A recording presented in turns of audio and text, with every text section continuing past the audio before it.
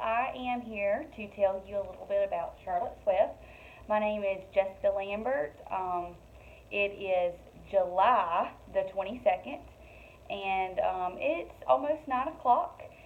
Please excuse the baby toys if you can see any, because of course I have a little one running around. I thoroughly enjoy doing this project. Charlotte's Web is so special to me, and so let me tell you a little bit about it. It's written by E.B. White and illustrated by Garth Williams. It was actually first published in 1952, and then later on throughout the years, someone actually decided to redo some things as far as add pictures, add new vocabulary words, and things like that for students. And it was published by Harper and Brothers. I'm going to start by telling you a little bit about the characters.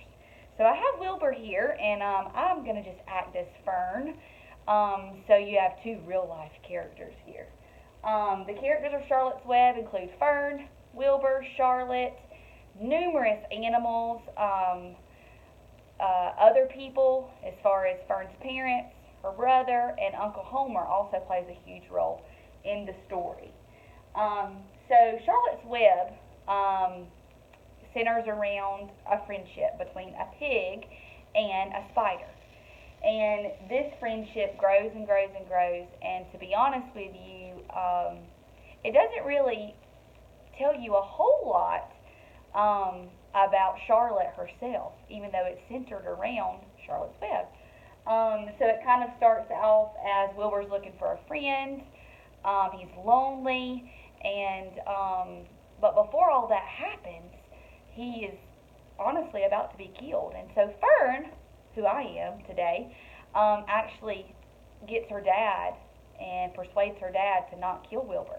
She's like, I'll keep him, I'll take care of him, I'll feed him, and then Wilbur gets too big.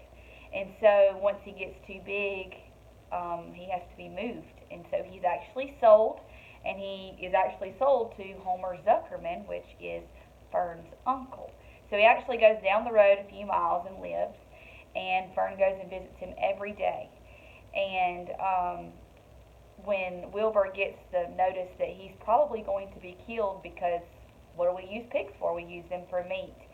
So all the animals in the barn are trying to find a way to not have Wilbur killed. And Charlotte is the person that actually comes up with the web, because she's a spider and she makes all these webs. And they surprise all these people by writing some pig in a web and Radiant, and all these people think the pig, Wilbur, did all this. And so ultimately Homer Zuckerman and all the other people decide not to kill Wilbur after he wins a ribbon at the county fair. And some of the things I want to talk to you about today is, first and foremost, why I chose Charlotte's Web. I chose Charlotte's Web because I actually teach first grade in Ozark, Alabama, and our principal really likes us to have read-alouds. And so one of the read-alouds that I always choose to read to my students is Charlotte's Web. And I love to read it like after lunchtime, at the end of the day, sometimes even in the mornings we'll read a few pages. And it's so crazy because the kids don't understand fully what's going on at first, but the more we read it, the more they're just glued. And it doesn't have a lot of pictures, but when it does have pictures, I love to show them because it's in black and white, and that's what our children are not used to. And we then usually write about it, because I normally, it takes me a while, probably till about December. I'll start it in August, and till December we'll read it. And then we'll watch the movie and have some popcorn. And so it's just a good little literacy unit that I try to, pick and choose things that I do. I don't focus a lot on it because we have curriculum we have to cover, but my kiddos love to read Charlotte's Web. So I chose it for this project, and I've enjoyed studying about it and reminding myself what it's all about, and I actually read a few pages to remind myself some things I could tell you today. Another thing is, Charlotte's Web is a very special book. It teaches a lot of life skills, friendships, not to give up, not to think the worst. And so I felt like Charlotte's Web would be a good book to share with you today. And I have some of my characters on here from the actual book. And so I'm going to tell you about my favorite character right now. So my favorite character is Wilbur. Wilbur is a scared, a not a mean character, but he starts off as a scared character. And when he finds out that he's going to be killed, he's like, what am I going to do? I have to have someone to help me do this. And so he never gives up. He's one of the smallest animals as far as the youngest animals in the book. And so he learns a lot from the elders, the older animals in the book. And so he's just a special character. And even though it's called Charlotte's Web, it's honestly Wilbur's web, because they try to, persuade the people by making all these webs with all these words for him to not be killed. And so Wilbur's just a special character, and he's one of the most favorite characters that I had the privilege of getting to know by studying this and reading the book to my students, because I read it every year.